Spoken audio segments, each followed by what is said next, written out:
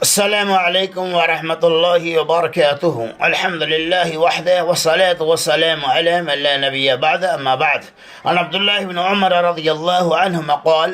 أخذ رسول الله صلى الله عليه وسلم بمنكبيه فقال كن في الدنيا كأنك غريب أو عابر سبيل. وكان ابن عمر يقول إذا أمسيت فلا تنظر الصباح وإذا أصبحت فلا تنظر المساء وخذ من صحتك لسقمك ومن حياتك لموتك. رواہ البخاری۔ حضرت عبداللہ ابن عمر رضی اللہ تعالیٰ عنہ سے مروی ہے، رسول اللہ صلی اللہ علیہ وسلم نے میرے کندھے کو پکڑ کر فرمایا، اے عمر، دنیا میں ایک اجنبی کی طرح زندگی گزارو، دنیا میں ایک مسافر کی طرح رہو۔ اور ابن عمر رضی اللہ تعالی عنہما کہا کرتے تھے، جب تم شام کر لو تو صبح کا انتظار نہ کرو، اور جب تم صبح کر لو تو شام کا انتظار نہ کرو۔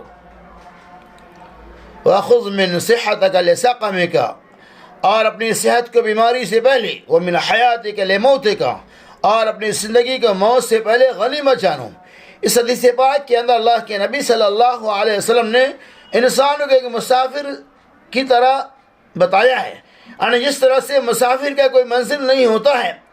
وہ راستے میں اپنا سفر طے کرتا ہے لیکن اسے یہ معلوم نہیں کہ وہ اپنے منزل تک پہنچے گا یا نہیں پہنچے گا،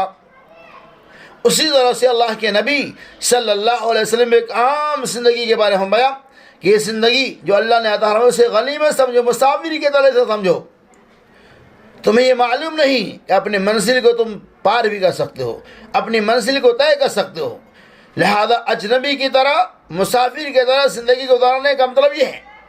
کہ انسان یہ سمجھے کہ مسافر ہوں، میرا یہاں کوئی منزل نہیں، میرا یہاں کوئی ٹھکانہ نہیں، بس میرا اصل ٹھکانہ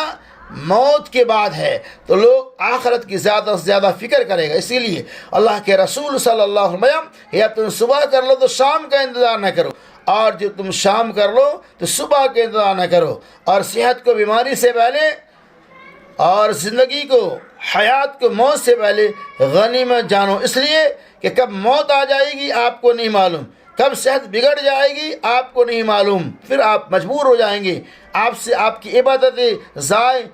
اور برباد ہو جائیں گی، آپ عبادت وغیرہ بھی نہیں کر سکتے، چونکہ